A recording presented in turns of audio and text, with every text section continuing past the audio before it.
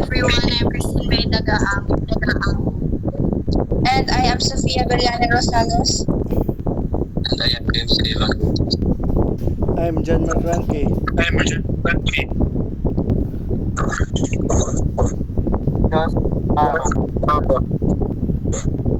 We are the second year students of Bachelor of Science in Administration, creating ICT under engineer module. For today's, we are here to discuss computer system, specifically the hardware troubleshooting. To start off, here is the objective of our first. We'll discuss the introduction of hardware troubleshooting.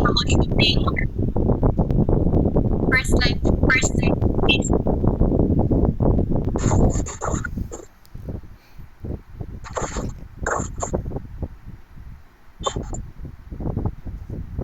First slide.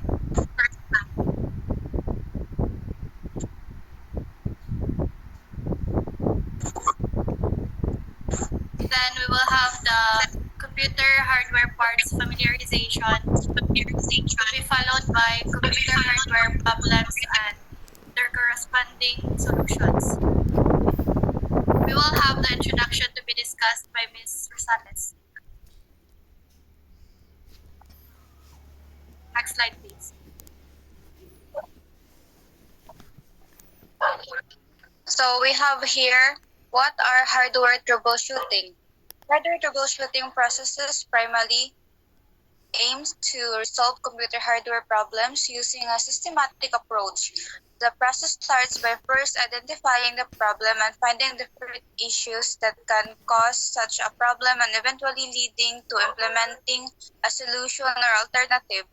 Hardware troubleshooting is generally done on hardware equipment installed with a computer server, laptop, or related device. So, in this part, it explains how are we going to answer the problem of troubleshooting in hardware, such as identifying the problem and finding the different issues. So next slide, please. Hardware parts of a computer.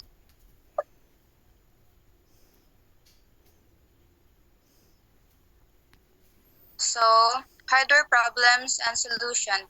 First problem is the computer won't start.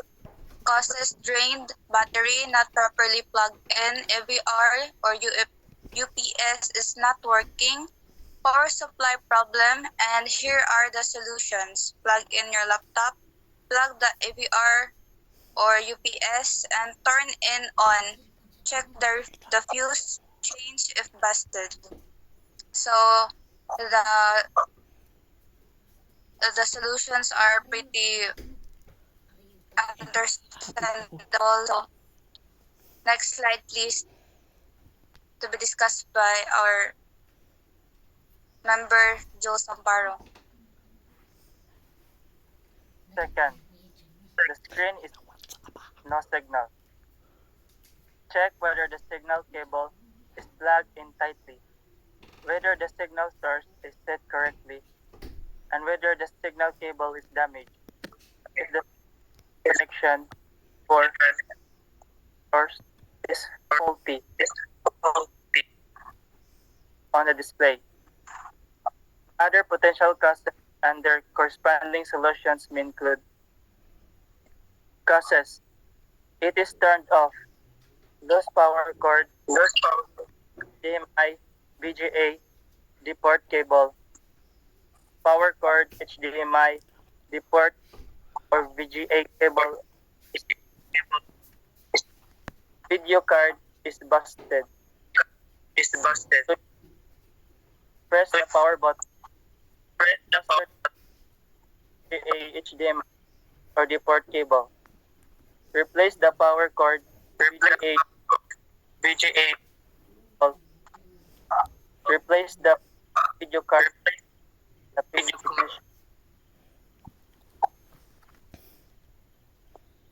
Third, The printer is not print. Right. The paper tray. Realign, sliding it back in. Another is there may be some paper jam and mechanism. Your shutter will tip, and you just set and you to open the active and pull the crumb. Other potential causes under corresponding solutions may include causes. It is turned off loose power cord or printer cable. Printer is offline. No paper on the tray or no ink. No mini documents on the printer queue. Pulling problem. Solutions. Press the power solution out power button. Connect the cables properly. A check of the printer is online. Put paper on the tray or replace deleted clear print queue. Restart print spooler. Next.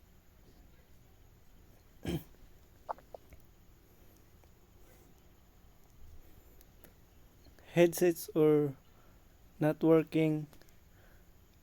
Headsets or speakers not working.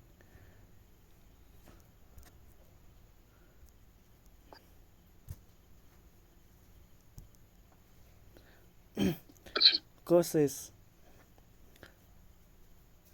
Cables not properly plugged. Explanation. Audio devices need to be correctly connected to the computer or device. Defective headset speaker. The hardware itself may be broken or damaged, which means it will not function correctly if all settings and connections are correct.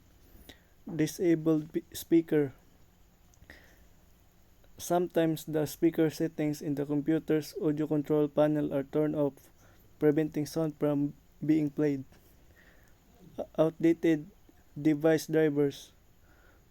Device drivers are software that help the operating system communicate with the hardware's drivers are outdated. Sound card not working. Solutions. Check if the cable is plugged where it should be. Try speaker or headset on other devices. Enable the speaker. Keep device drivers up to date. Replace your sound card. Number 5. Computer shutdown for no reason or message. Causes. Fan is not working. If the cooling fan is malfunctioning, the computer can overheat, leading to a shutdown to prevent damage. Overheating. High internal temperatures can cause the computer to shut down unexpectedly to avoid hardware damage. Failing hardware. Components such as the power supply, motherboard, or RAM might be failing, causing random shutdowns. Solutions. Check if the fan is working, brush off dust from the fan, use cooling pad, replace the non-working hardware.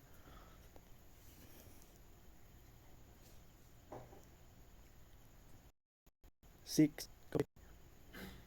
Nakamute ka, pre. Nakamute ka.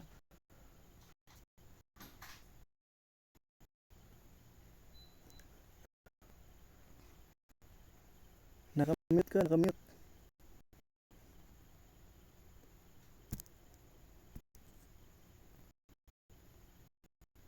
Flash drive issues. Causes. Computer virus, device drivers, hardware failure. Issue. Computer virus, hidden files. Solution. Scan flash drive before opening any file and hide file using TMD. 1. Run CMD to type in retrieve H RSSDF. Issue: USB device not recognized. Solution: restart your computer. Try inserting the flash drive to another USB port. Try the flash drive on a different computer. Format flash drive through disk management tool. Issue: accidental file deletion. Solution: try recovering file from recycle bin. Use file recovery tools. Number 7. Network or router issues. Causes: no internet, slow internet connection. Issue: no internet. Solution: check internet cable, check the Wi-Fi signal. Run internet diagnostics. Restart your modem or router. Contact your internet service provider.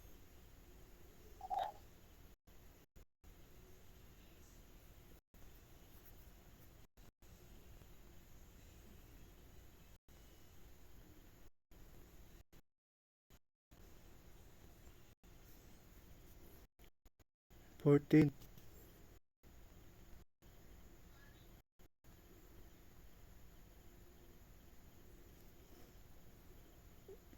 Jules, pinduta Jules.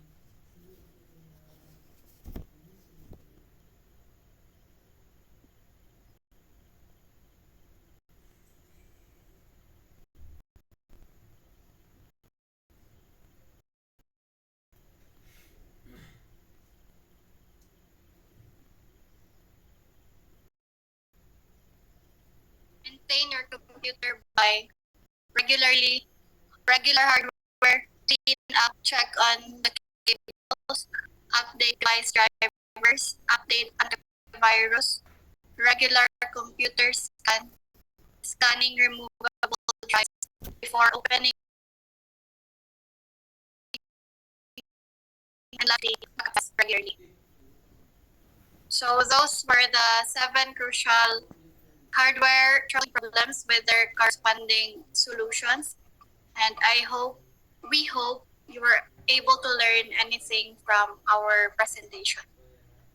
So again, we are the BSCA second students from section CA4B.